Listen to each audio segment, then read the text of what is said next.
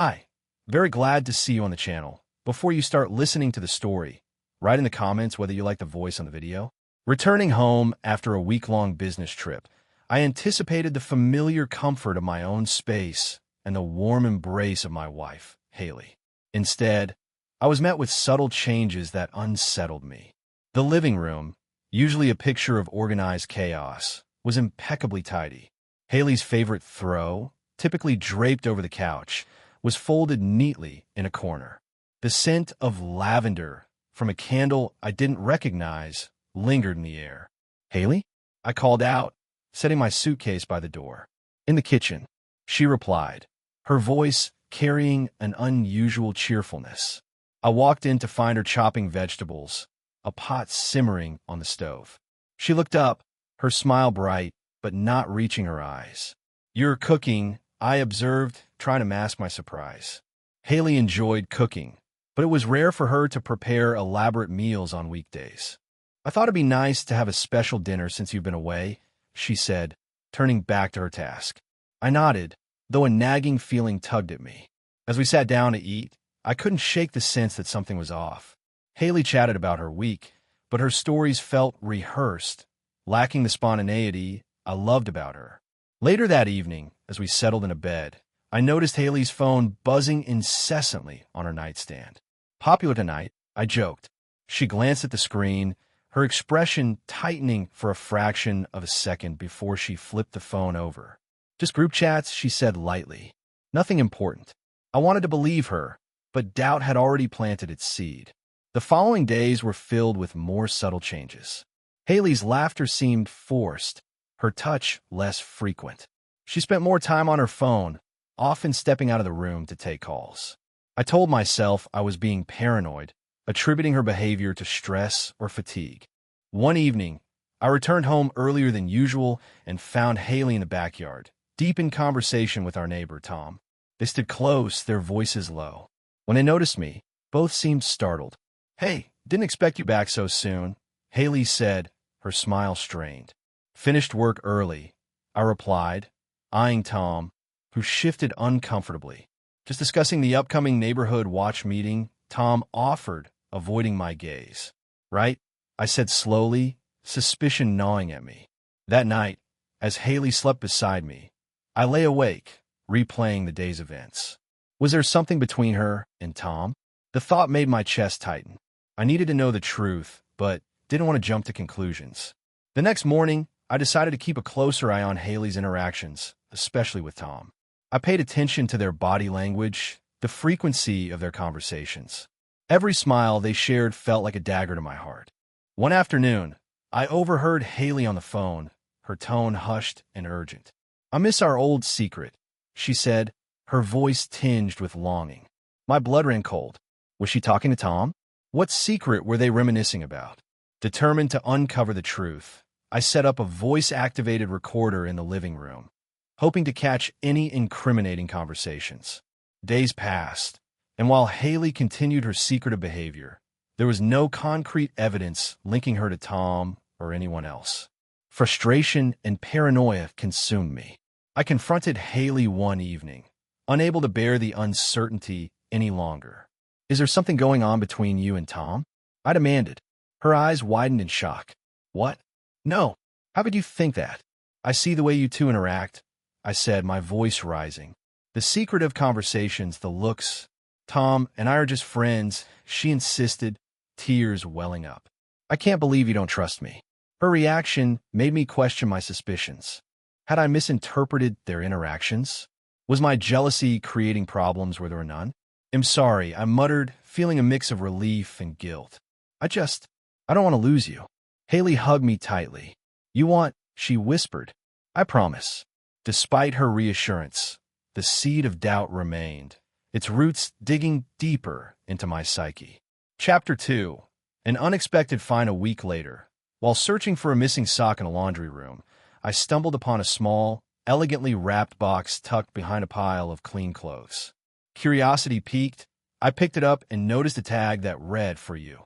Puzzled, I opened the box to reveal a sleek, expensive-looking watch. It wasn't my style, nor had I mentioned needing a new one.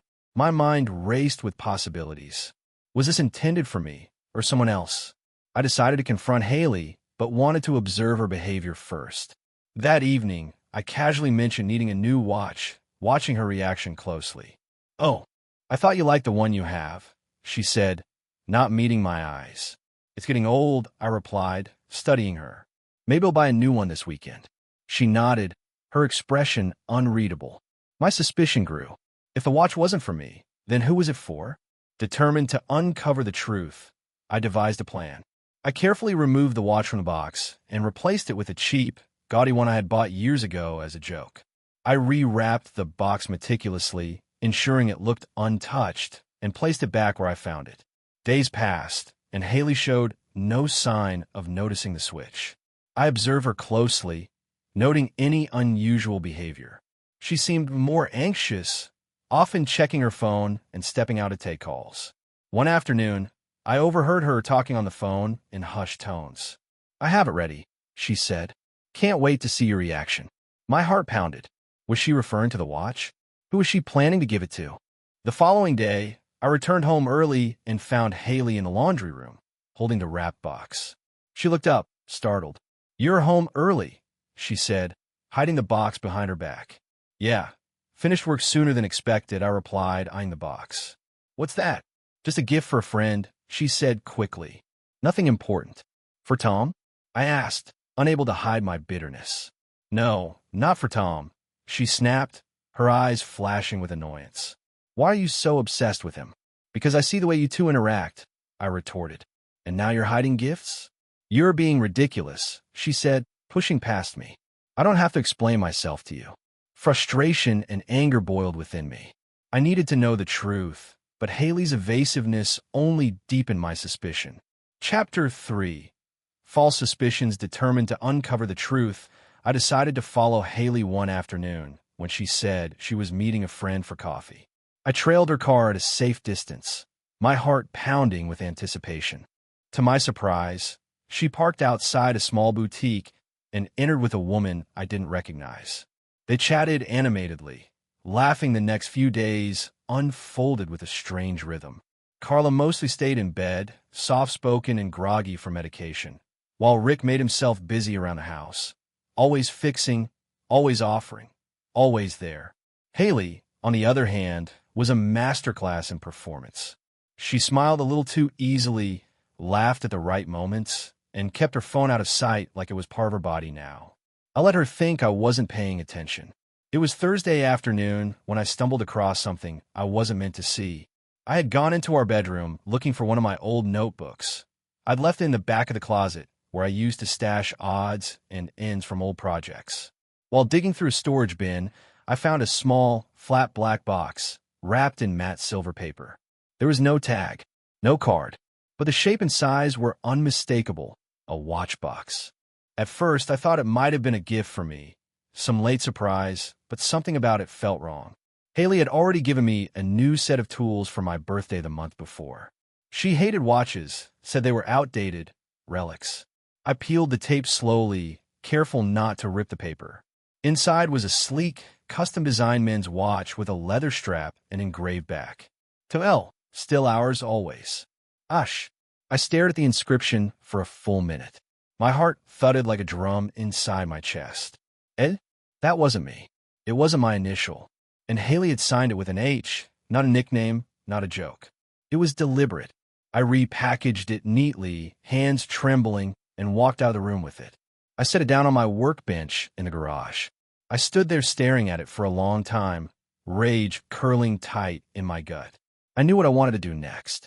I opened my toolbox and found the oldest, cheapest watch I'd ever bought, something I kept out of nostalgia, scratched and ridiculous looking with a bright yellow face. I carefully swapped it with the one in the gift box. I even took the time to wrap it back in the same silver paper. Then I placed it right back in the closet corner. Let her deliver the wrong gift to the wrong man. Let her explain that. That night, Haley was all smiles. She cooked pasta, poured wine, joked about how much Rick had improved the hallway lights. I watched her closely, waiting for any sign of guilt. She gave none. She reached for her phone twice during dinner, both times reading messages without responding, then set it face down again. "So," I said, cutting into the silence, "you've been doing a lot of shopping lately?" She glanced up quickly. "Not really." "You sure?" "Saw a few new boxes in the closet." She blinked, then smiled, too easily. "Oh, those? Early gifts. A couple things for Mom. You know how she likes surprises." "Right?" I nodded. "Surprises." The air thickened between us, and for a brief second, she hesitated, just a twitch at the corner of her mouth, barely there. Then it vanished. Later that night, I waited until she was in the shower and slipped into the living room to check her purse. I knew it was an invasion, but I didn't care anymore. I found nothing. No receipts, no extra keys, no second phone. But I did find a folded note, crumpled into the inside pocket. It was short. "You know where to meet me. After 3. Don't knock. Just slide in." There was no name, no signature, just the words. I shoved it back and walked out to the porch. The night air was cold. I stood there for a while, thinking, listening to the quiet hum of the neighborhood. Something was off, deeper than flirtation, more calculated than coincidence. Whoever she was seeing, it wasn't Tom. I was sure of it now. Tom wasn't clever. This was careful. The next morning, I watched as Haley grabbed her purse and whispered something to Rick before heading out. Carla was asleep, the house still. Rick moved toward the back patio and started watering the plants. He looked calm, too calm. I waited until Haley left and headed into the guest room under the pretense of cleaning up some laundry.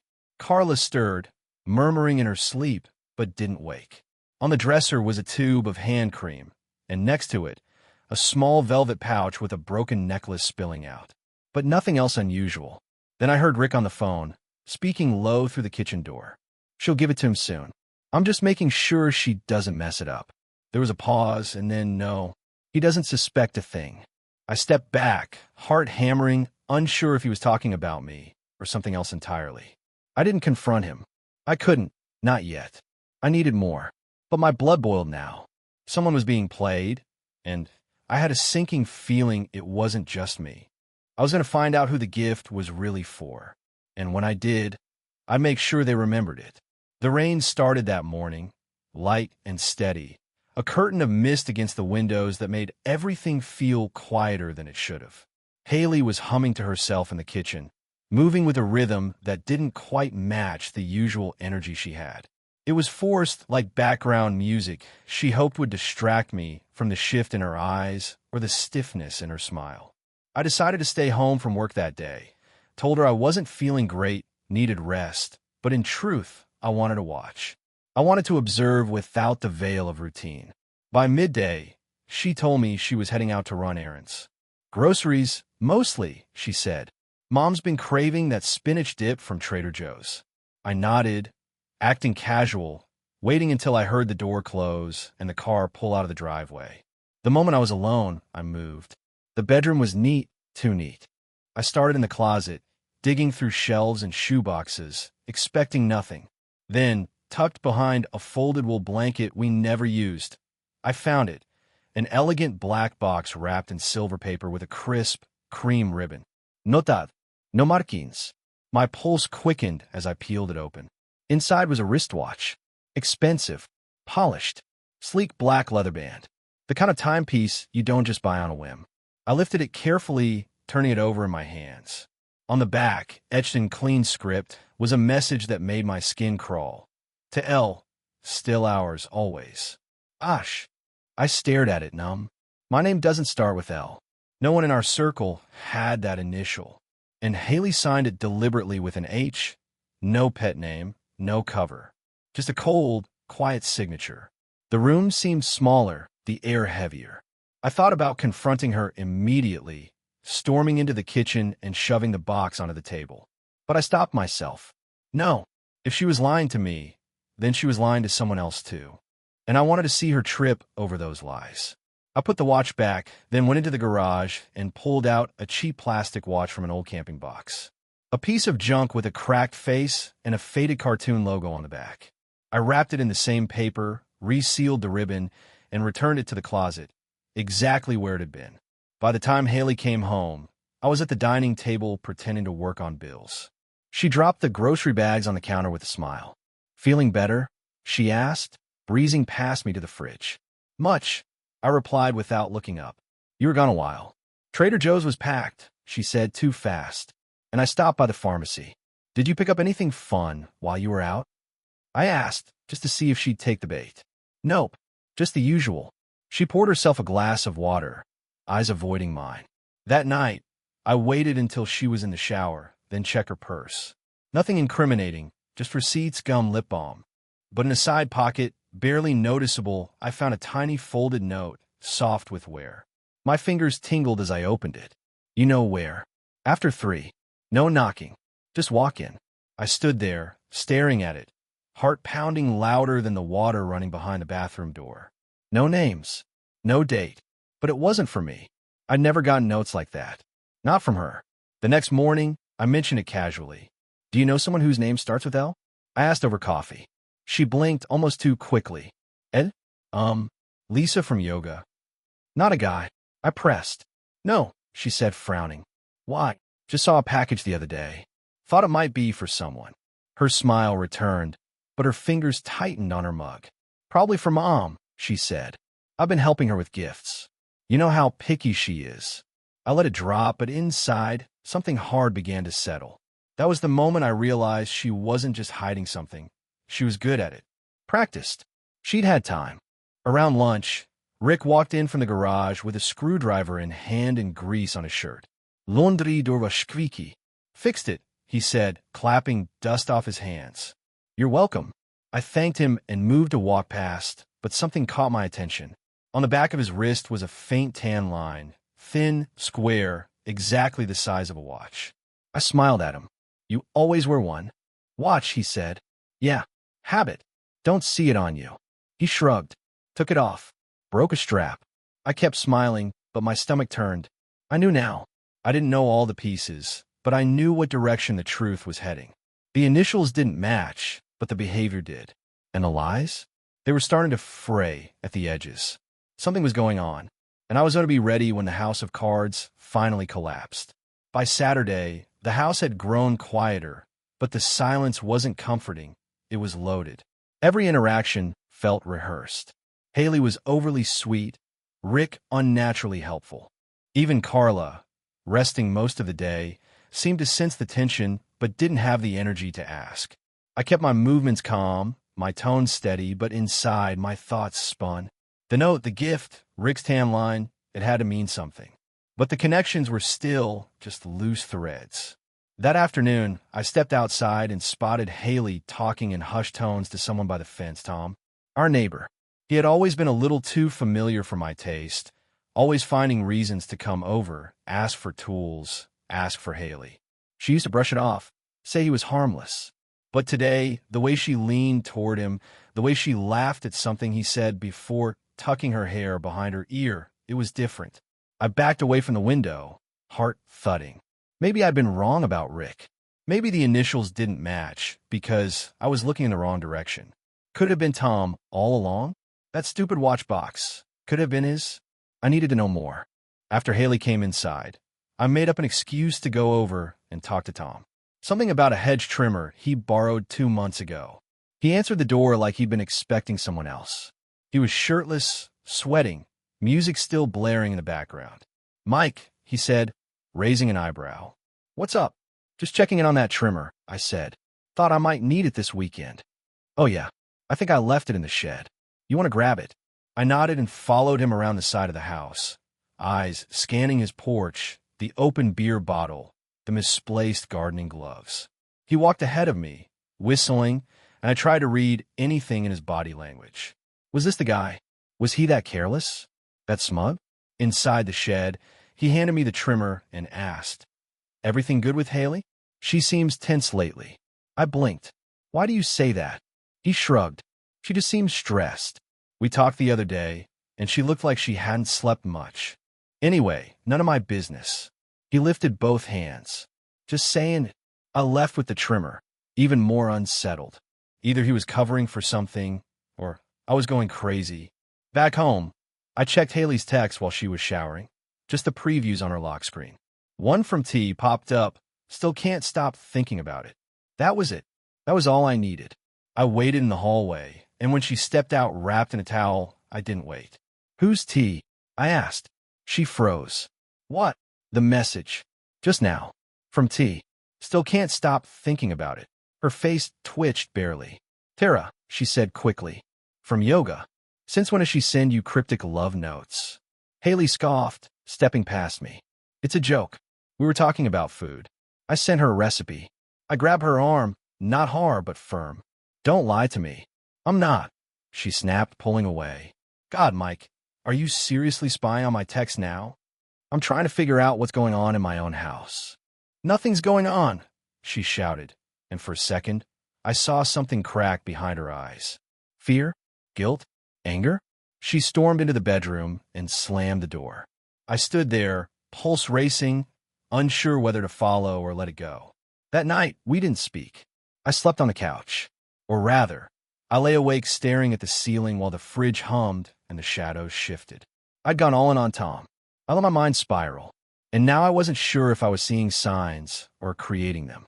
In the morning, I walked outside, needing air. Tom waved from across the lawn, watering his plants with the same casual grin. He wasn't the guy. I could feel it now. Too loose. Too unaware. Haley's lies were sharper, more calculated. And then I saw it. Rick's phone on the kitchen table, screen lit up with a notification. I wasn't close enough to read it, but Haley's phone buzzed less than 5 seconds later. Same rhythm, same tone, my breath caught in my throat. What if I'd been wrong about Tom because I was right in the first place? But the watch wasn't for Tom. The note wasn't for Tom. And whatever Haley was hiding, she was hiding it well. Still, something shifted in me that morning. I had accused her, cornered her, and she had flipped the script so fast I nearly believed it. But not anymore. Whatever she was doing, whoever she was doing it with, was still buried behind rehearsed smiles and grocery trips. And I was done waiting for the truth to slip out. I'd start digging it up myself. The next morning, Haley was all smiles. She cooked breakfast, whistled while flipping pancakes, kissed me on the cheek like nothing ever happened. That kind of performance was either rooted in guilt or absolute control. I watched her movements carefully, too many glances at her phone, too much effort in pretending this was a normal day. Rick was outside on the ladder, doing something with the gutters, shirt off, muttering to himself as if he belonged here. I said nothing, just watched. Mid-morning, I told Haley I was heading out for errands. She asked if I could grab almond milk. I said sure. Then I drove 3 blocks away, parked at the public library, and walked home through the back trail that ran behind our neighborhood. From there, hidden in the trees, I had a direct view of the side of the house. I waited. For 35 minutes I waited. And then Rick came in through the back door, glancing both ways like a man with something to hide. I couldn't see inside, but I saw Haley peek through the curtain, open the door, and let him in. She was smiling, laughing, her hand on his arm longer than it needed to be. I wanted to storm in. I wanted to throw that door open and end the game. But I didn't. I waited, because I needed more. I slipped around to the front and entered quietly, stepping into the guest bathroom just off the hall. From there, I could hear the kitchen, the water running, drawers opening, then footsteps, then silence. And then her voice, soft, low, just audible. "You always come back." He chuckled. "How could I not? I don't know why I get so nervous." "Because it's wrong," he said, and then, laughing again, "but it still feels right." I closed my eyes. My fingers curled into fists against the edge of the sink. My jaw clenched so hard I thought I'd crack a tooth. I had no doubt now. It wasn't a neighbor. It wasn't a co-worker. It was Rick. Rick, the man I let into my home. The man I shared meals with. The man who married Haley's mother. A sick heat surged in my chest. But I didn't move. I needed to be sure. Later that day, Carla asked me to help her upstairs. Her steps were slow, and she leaned on me as we climbed. "You're quiet today," she said. "Just tired." "You sure?" I hesitated. "Do you think Rick's been acting off?" She looked up at me, puzzled. "No more than usual." "What?" I didn't answer. I couldn't yet. She trusted him, and she was recovering. I wasn't going to shatter her world with a hunch. That night, I went into the garage and retrieved my old voice recorder. I hadn't used it in years, but it still had charge. I placed it in the hallway cabinet next to the laundry room, halfway between the kitchen and guest bedroom. Then I waited. Nothing happened that night, or the next. But on the third day, when Haley thought I was out for work and Rick assumed Carla was napping, they made a mistake. I came home early and parked a block away, quietly entered through the back and crept to the hall. I couldn't see them, but I heard her voice again, laughing, whispering, then the sound of something dropping, a drawer shutting, footsteps. I waited another 10 minutes, then walked in loudly. Both of them were sitting apart, Rick at the dining table, Haley by the kitchen island. Hey, I said. Grocery run took longer than I thought. Haley smiled. Welcome back. Rick nodded, cool as always. I moved straight to the hallway cabinet, pretending to check for batteries. I grabbed the recorder and slid it into my pocket. They didn't blink. That night, I lay in bed pretending to sleep while Haley read beside me. Once she finally drifted off, I took the recorder to the garage and played it back in the dark. Her voice, do you think he suspects? His voice, not a chance. He's too trusting. I didn't stop the recording. I didn't need to hear more. The tone said enough. The laughter, the way they spoke about me, like I was some gullible child. Still no confession, no smoking gun. But the fog had thinned. I knew where this was going, and I was getting closer.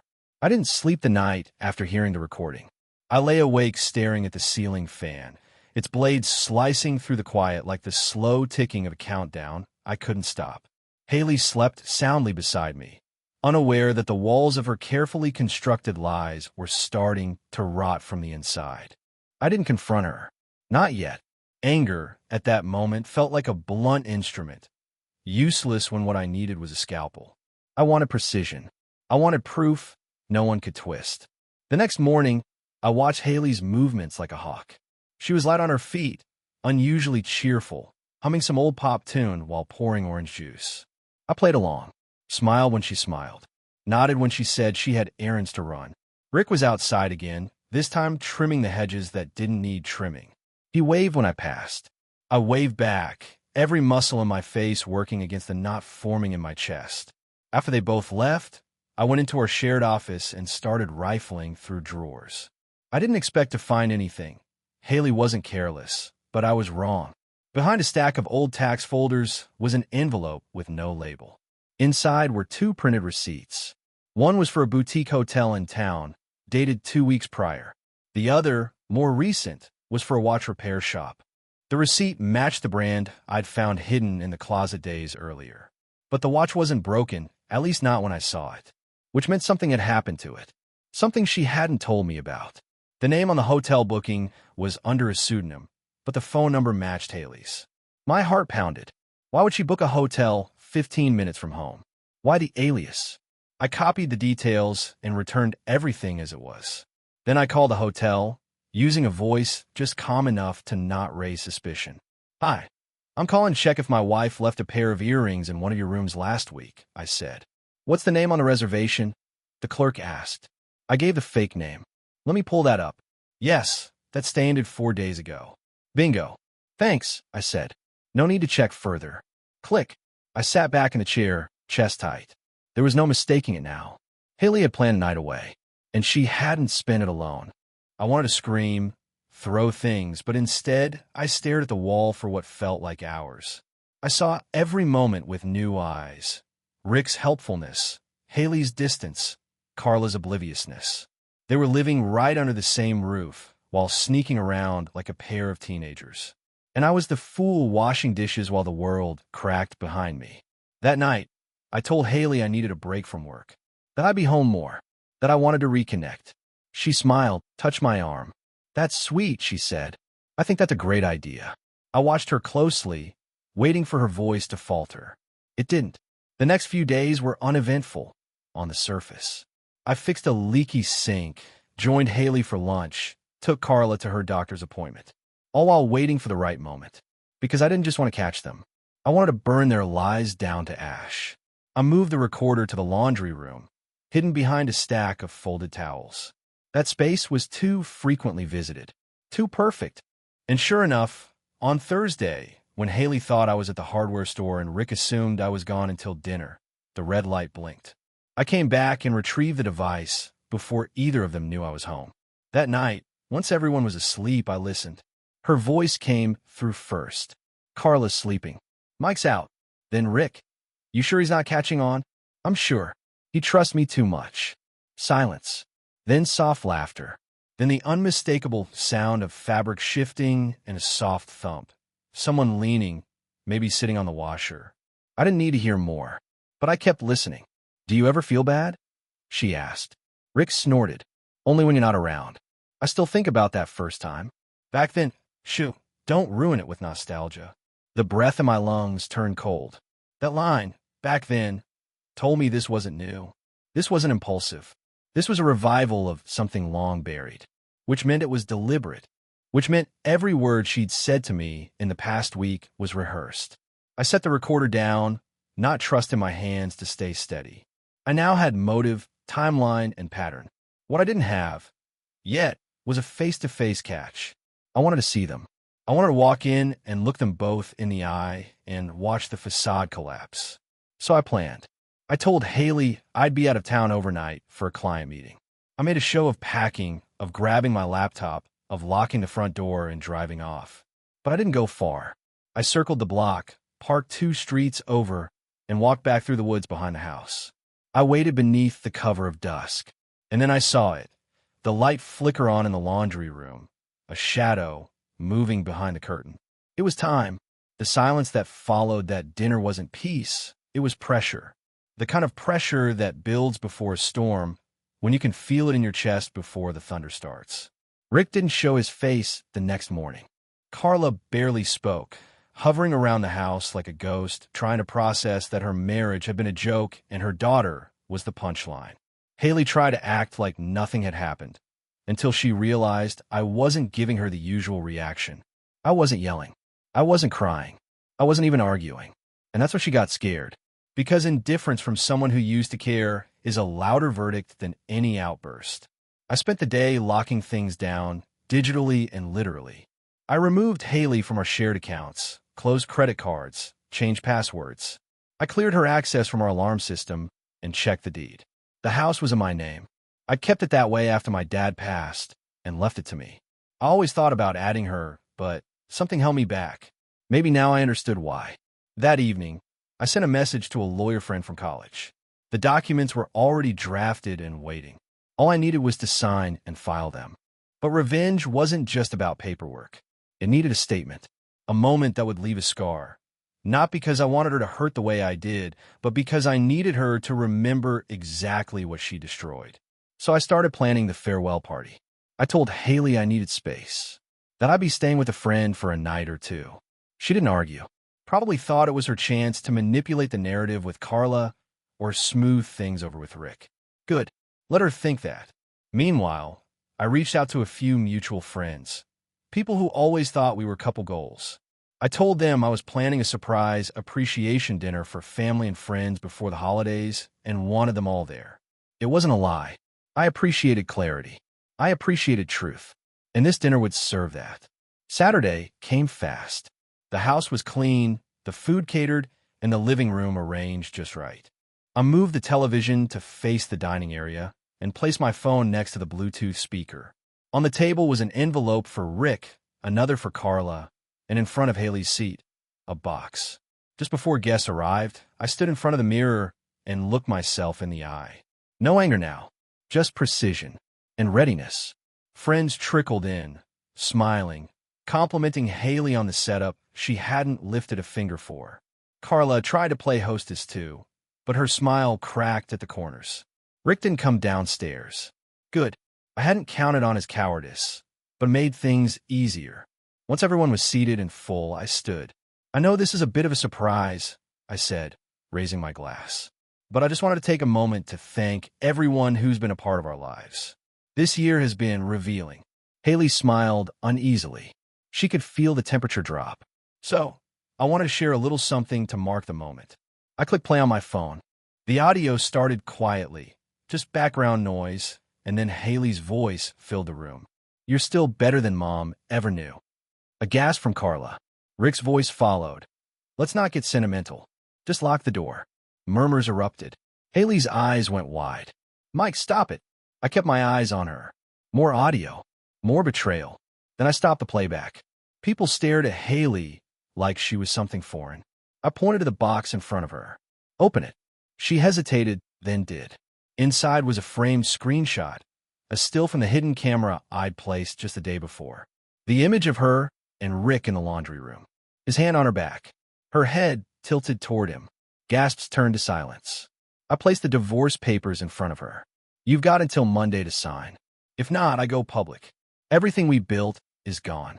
You threw it away for a man who shares your family's table. Carla stood, trembling. How long? I didn't answer. I didn't need to. Rick still hadn't come downstairs. Smart. Or maybe just spineless. I turned to everyone else. Thanks for coming. That concludes dinner. I suggest dessert elsewhere. No one moved at first. Then, slowly, guests began collecting their coats in stunned silence. The whispers followed them out. Haley sat frozen. I didn't mean, she started. I know. I cut her off. You never do.